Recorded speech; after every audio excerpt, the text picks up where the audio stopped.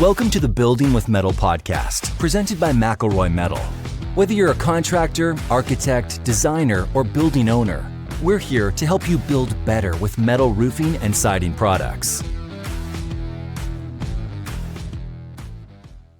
So why is speed to occupancy becoming such a critical issue for building owners? There are multiple reasons why it's so important.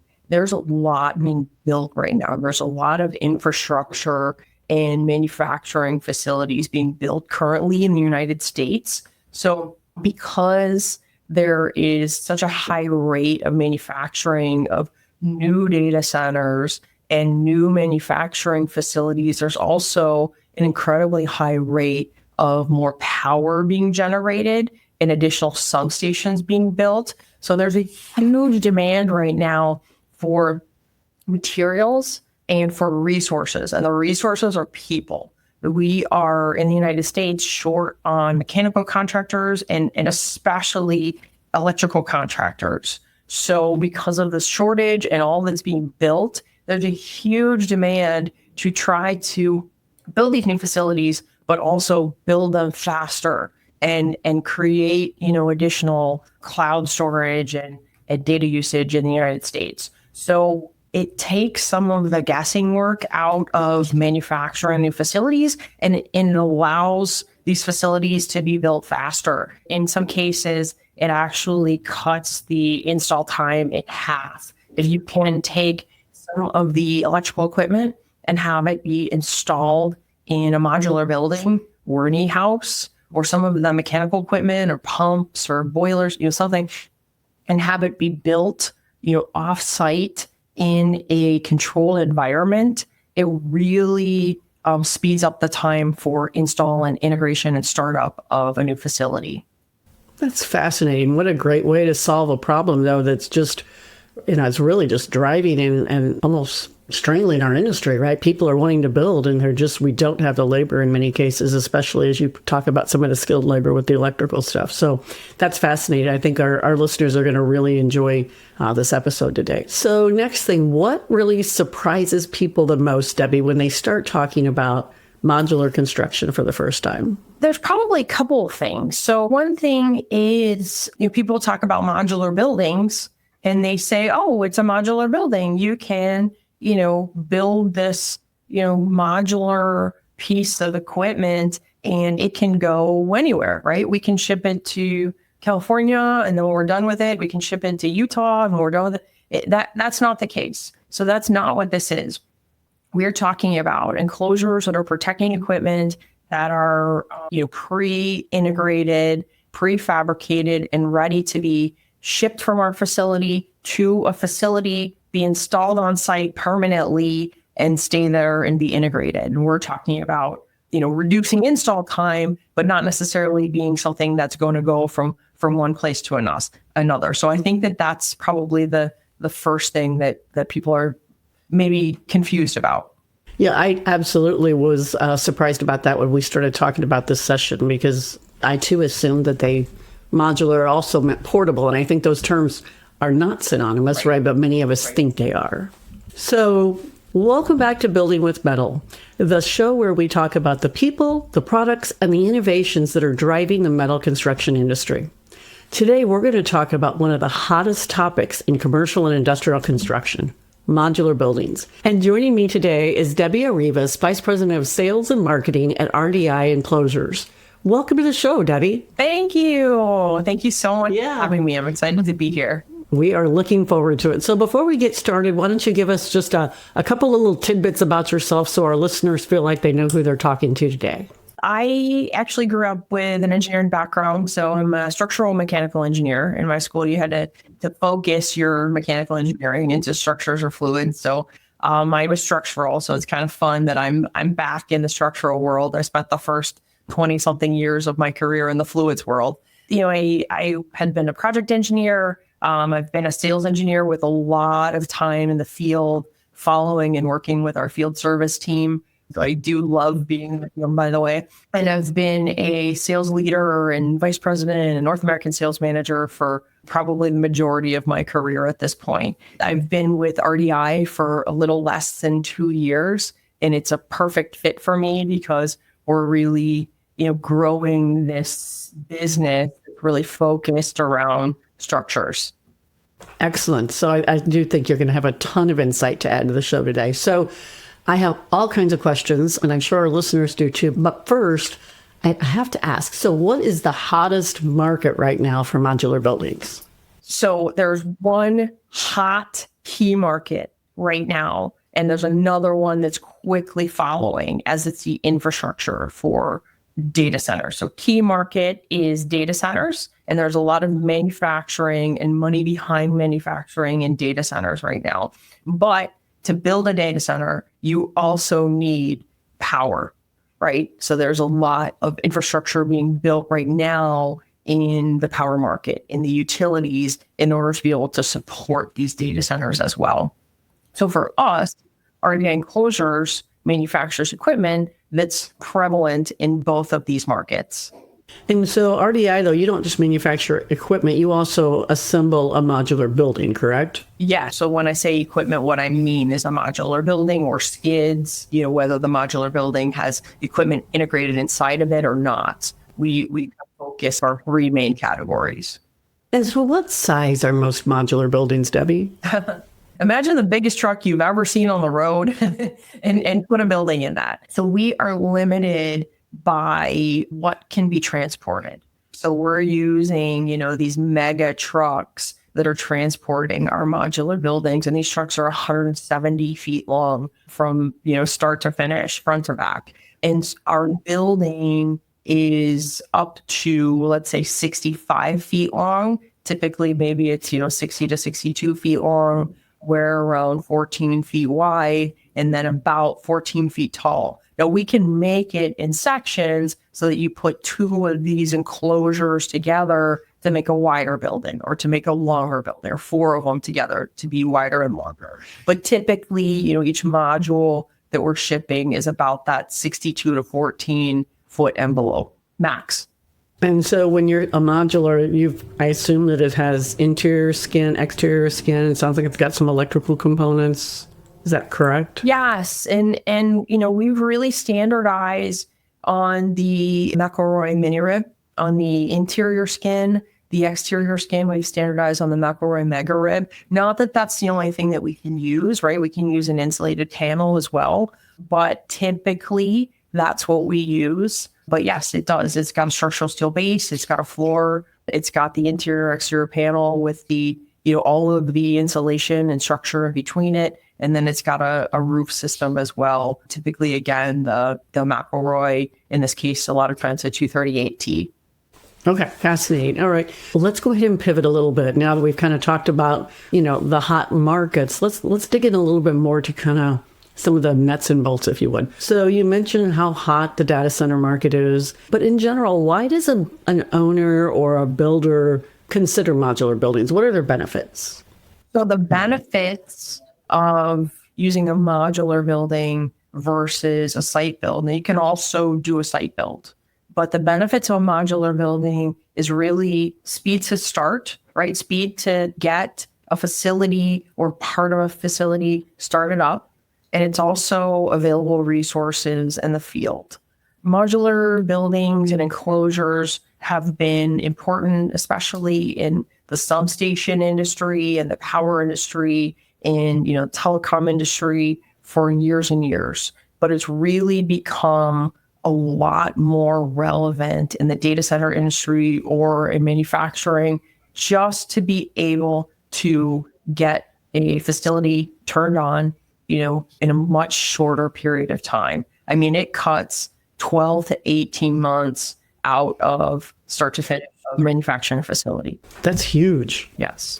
And so you do most of that work then in your enclosed facility? We do. And then somebody local just kind of does some final connections. Is that right? That's correct. Right. So we're building a structure, we're building the building to protect the equipment that is going to be installed at a site on a concrete pad. So you install our equipment or you install our enclosure, typically on a concrete pad, and then you do the tie-ins. But we've already done all of the internal integration that needs to be done in the e-house or, pump house so that it really speeds up the start time.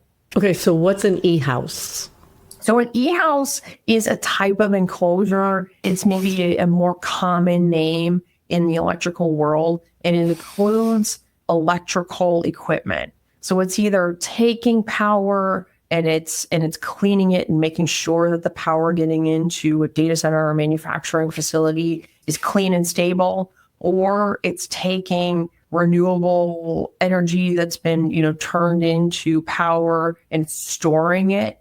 So it's really just any sort of electrical equipment that's in a shelter, in an enclosure. So you mentioned data centers. Are there other markets that modular buildings are popular for? And if so, what are they? There are a lot of markets for modular buildings. So, so there's markets and there's also products that benefit from having a modular building or an enclosure around it. One of the big markets and how RDI Enclosures got started was the natural gas industry. So we've got some very big customers in the natural gas industry that have worked with us for over a decade. And those customers store natural gas has already been treated and it's stored underground. And when the natural gas needs to come above ground, it's got liquid in it. And so it needs to separate out the water before it can get pumped. Any city, anybody that uses natural gas, which is everyone. So, historically, we build these enclosures that just go over the separator tanks and are more climate controlled to keep the water from freezing so that we all have dependable natural gas, even when it's, 0 degrees outside or negative 20 degrees outside. So that's been a big industry for us, for all time. Talked about data center. We talked about, utilities and electrical substations, the telecom industry. Another key areas are you see a lot of electrical equipment and little storage facilities or little enclosures outside of a railroad, right? We've got switchgear within, right in stations for a railroad. You see a lot of, municipalities that have just little enclosure buildings. And I say little, they might be a 14 by 30 feet enclosure, but there's a pump inside. There's a boiler inside. There's equipment that needs to be protected, but doesn't necessarily need an entire building built around it. It's very easy to have an enclosure with equipment in it that ships to a site, gets installed, and makes it a lot easier for these facilities to start up. So it's a lot more prevalent in other markets as well. Okay. What about any government? You mentioned municipality. Is there a government use for these buildings? For sure. There are data centers that are local that do end up traveling or need to be, installed in other countries, that need to be in more remote areas with data center equipment in it. Sometimes they need to have bulletproof panels on them. In airfields, they need to have, bulletproof panels on them. There is a need for them in government facilities as well. So that is just fascinating. Okay, so now I'm going to go down a rabbit hole a little bit on you. So are there standard buildings? It seems like maybe everything is just custom engineered from the ground up, but I'm curious. Everything's custom engineered. We're in a bit of an interesting company because we actually were born from a company called the RDI Group, Reichel & Drews. Reichel & Drews is a very strong manufacturer of roofing equipment. They make equipment that makes asphalt shingles, highly engineered products, highly professionally manufactured products. So we have an engineering foundation. We do not standardize. Everything is custom. And we have some that are kind of more simple. I almost can call them configured enclosures, where you call me and say, I'd like a 6x8 and I want it to be able to handle a certain floor loading, have some stanchion that we can engineer or design and manufacture, from order to shipment is maybe 12 weeks. But there really is no standard. It's not just a cookie cutter anything. Everything could be customized.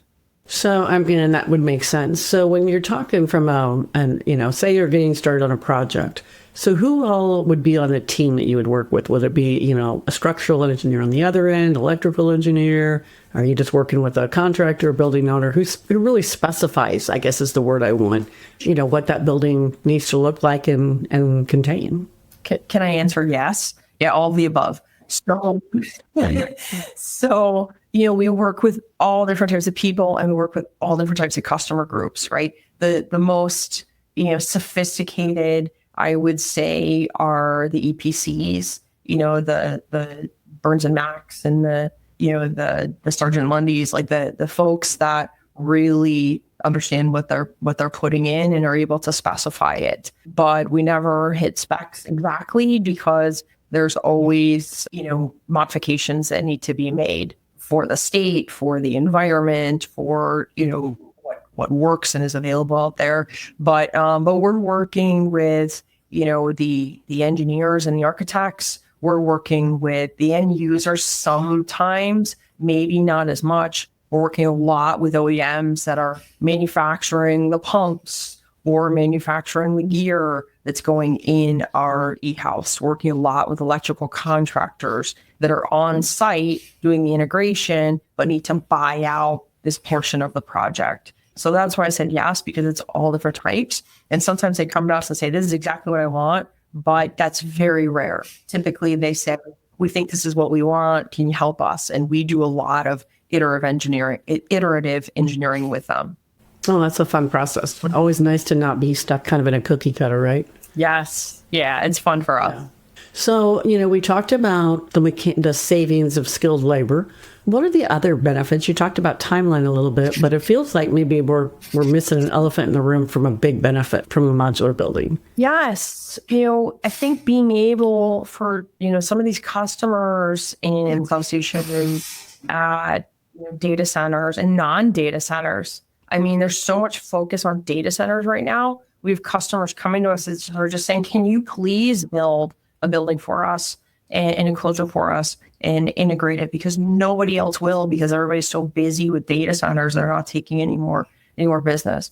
So for us, it's the benefits are, you can order an enclosure from us and you will know when it's getting to you, right? We know what the supply chain looks like. We're working with the supply chain to make sure that we'll get all of the equipment that we're integrating inside our enclosure. We work a lot with McElroy, as you know. We know when if we spec something and purchase something, we know exactly when it's going to show up in our facility. So we can really plan the supply chain for short term and for long term and understand how long it's going to take us to build this e-house. So shockingly, the largest part of the process is the engineering iterative part of the process. If we have, customer we're working with that doesn't know what they want, or if we've got to really, nail down the bill of materials. So we try to make it so that our manufacturing time is predictable, right? We can say we're going to ship this in 18 months, we're going to ship it in 12 months, we're going to ship it in 8 months,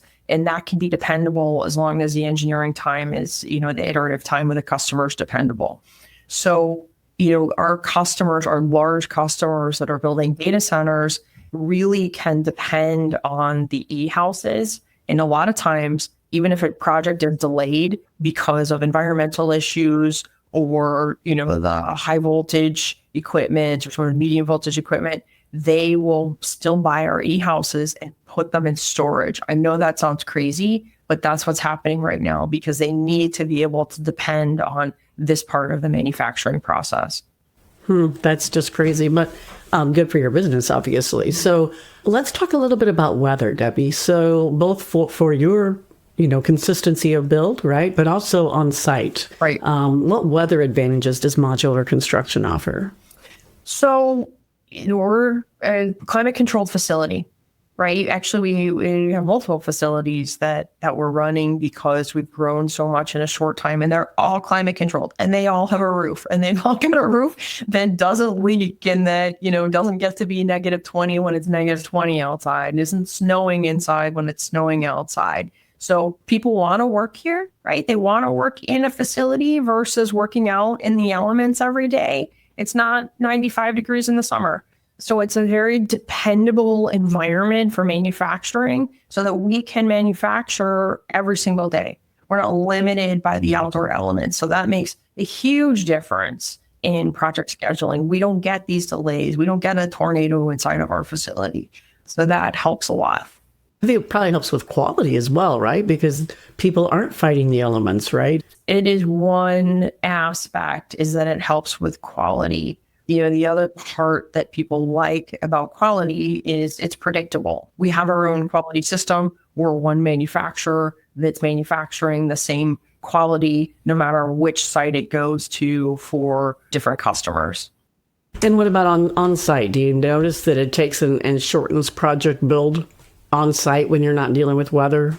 I would think it would shave months off, possibly, in some cases. Absolutely. It's interesting because as soon as it leaves our facility, then it's like, what's the weather like? What's the holiday schedule look like? Because these enclosures a lot of times are so big that we have to be careful that we transport them during the right time of year, that they get installed, so that's the holiday schedule on the transport side. But then that they're installed in a time where concrete can be poured and concrete can be cured and the site is working properly. So it's like the second it leaves our facility, all of a sudden you get back to having all of these challenges. But the time that it's in our facility is controlled. Right. That makes perfect sense. So let's talk a little bit about what happens when your truck rolls up to a job site. Concrete pad was poured before, right? It's cured, it's ready to go. But how much do some of these buildings weigh, and then how do they get from your semi, to that prepared foundation? How much do you think they weigh? It depends obviously on the size, but I would guess, 10 to 20,000 pounds easily. So the ones that are 10 or 20,000 pounds, a lot of time don't have any equipment installed in them. They're fairly small, and sometimes they don't even have a structural steel base. They're kind of like the standard ones. So the largest enclosures that we're shipping right now for data centers are almost 120,000 pounds. So these things are monsters. And that's how many buildings comprise to do 120? Is that where you talked about connecting them earlier? That's one guy. One enclosure. Whoa. They're not all 120,000 pounds. If you had to ask me what the average was of the buildings, maybe I would say 50,000 pounds. But it's a process, right? The site has to be ready. They've got to have a crane. They have to be able to unload it. The truck has to be able to get close enough to the site. You get the crane to unload it. You set it on the concrete pad. It's absolutely a process, and none of it is cheap or easy, but it is cheaper and easier than manufacturing on site.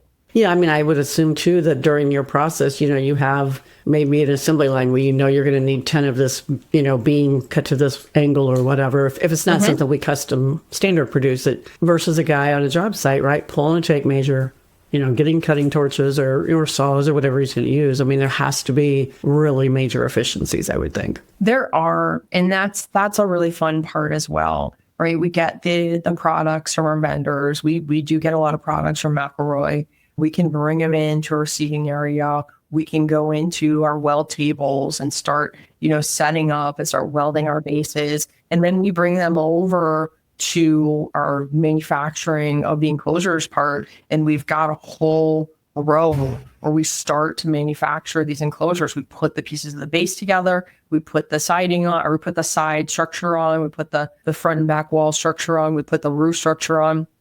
Move it to the next area and start to put in the insulation and the McElroy siding and the roof structure. It takes a turn in our manufacturing, and it starts to get integrated with equipment as it goes down.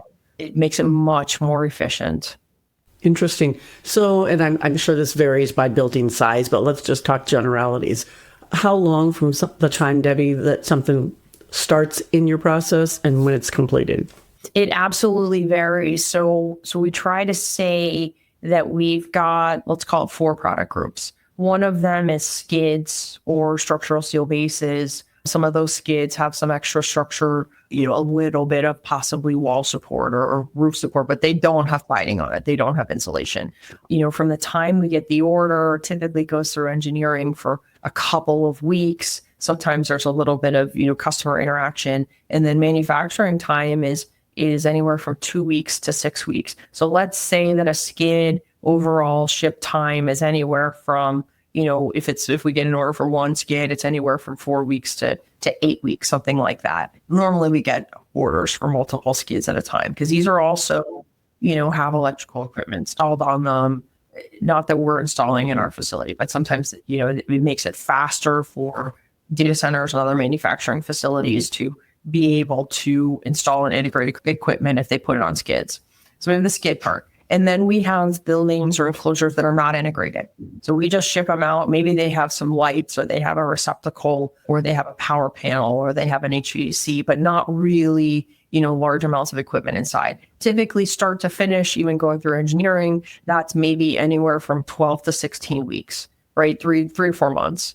Now you get into the kind of more highly integrated equipment, and typically, start to finish, that's something more like, very best case scenario, I would say 24 weeks, but it's probably something more like 42 weeks, something like that. So it's, multiple months to go through it. Now, if you have subsequent enclosures that are coming after that have all gone through the same design process, they're all, equivalent, then we can start, if we're shipping out the first one in 24 weeks, maybe the next one goes out in 26 weeks, 28 weeks, so 2 weeks thereafter for each, because we get that repetitive process. So what is your facility flow like? Can you work on more than one building at a time, or once, do buildings just follow each other and you only work on one at a time? We have multiple areas, and the areas are really set up by, do they have heavy integration or not have heavy integration? The stuff that doesn't have any heavy integration kind of flows quickly and much more faster. And typically, once we have, the base built, we've got an area where we're doing all of the welding and manufacturing the bases and the wall structure and the roof structure. But once it comes out of there, if it's a skid, it can typically get shipped out. Maybe it has a little bit more work to do. If it's an enclosure, it sits in one spot and finishes getting manufactured, and then it ships out quickly. If it is an integrated enclosure, it is more of a flow where, like I said, you start to build a structure, one space after another. If it goes through a stage, it moves on to the next space. But have we perfected the flow? We're getting really good at it. But, we visit facilities, we look at it, we review it, I would say on a weekly basis to make it more efficient, because floor space is at a prime. We have to move closures through our facility. Just talked a lot about data centers. I'm not surprised. I don't think we're anywhere near done, but get your crystal ball out if you would for us. Debbie, where do you see modular construction heading in the next 5 to 10 years? Are we still data center prevalent, or do you think something else is going to rise up over in the horizon? Definitely the power grid, we need to have more power being generated. We need to have more substations at these manufacturing facilities. So I would say data centers right now, power infrastructure is next, and they're both huge for building, modular buildings. And I would say after that, there's a lot of manufacturing facilities that are being built in modules, right? I know, a lot of facilities started this 20 years ago, where a lot of different, additions were being built in modules and brought over ship channels or moved through the United States in, trains or by trucks. But this is going to be the next thing in 10 years is we're going to be building modules of an entire manufacturing facility. I think I saw in an article, a few months ago, a soybean crush plant was being built. The whole thing was being built and stacked in modules. And I loved it because I feel like that's our longer term future. Mm-hmm. So it's interesting you use the term stack, and I just want to make sure that I'm not assuming to be something else. So stack, you think you guys will be starting to go vertical higher as well? So putting two on top of each other? I think we'll be able to go higher and start to stack them on top of each other. So we have not manufactured anything that's stacked yet, but we're in a design phase to be able to design buildings that are stacked, so that we can stack buildings at ports, so that we can stack buildings at data centers at and manufacturing facilities as well.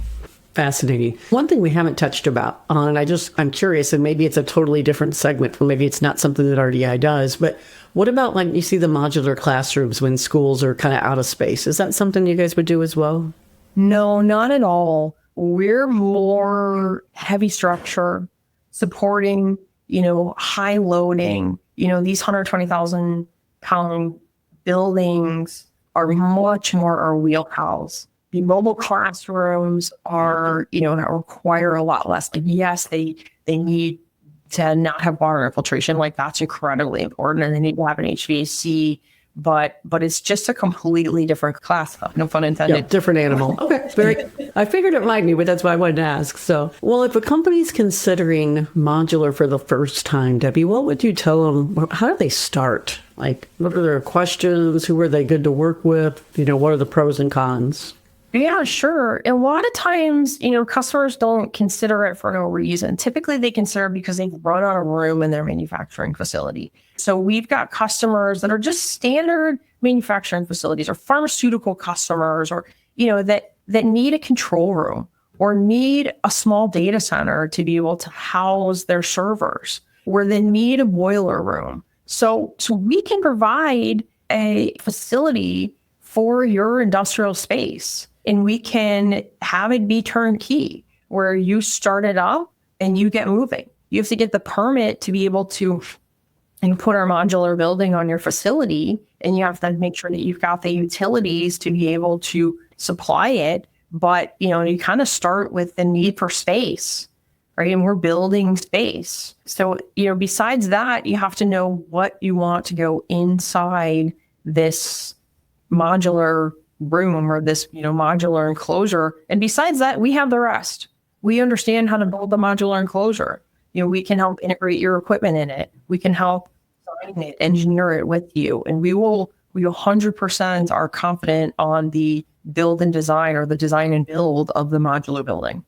Well, just a fascinating topic, and I'm sure our listeners have really enjoyed it as well. Debbie, if anybody has questions or wants to reach out to you directly, what's the best way for them to do that? You can find us on RDIEnclosures.com. We have, one of our folks that report to me in the marketing team that's chatting, checking to see people that are chatting on our website, asking us questions. We'll answer there. My email address is Debbie.Erives, ERIVES, at therdigroup.com. My cell phone number is 630-702-9957. And we're available anytime. We've got a sales team, primarily engineers here, electrical, mechanical, that are happy to help and support you.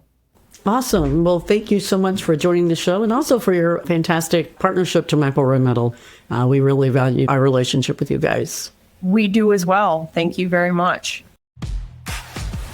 Thanks for listening to the Building with Metal podcast, presented by McElroy Metal. To stay up to date with our latest episodes, be sure to subscribe wherever you get your podcasts. Visit us online at www.mcelroymetal.com for more info and products. Until next time, keep building with metal.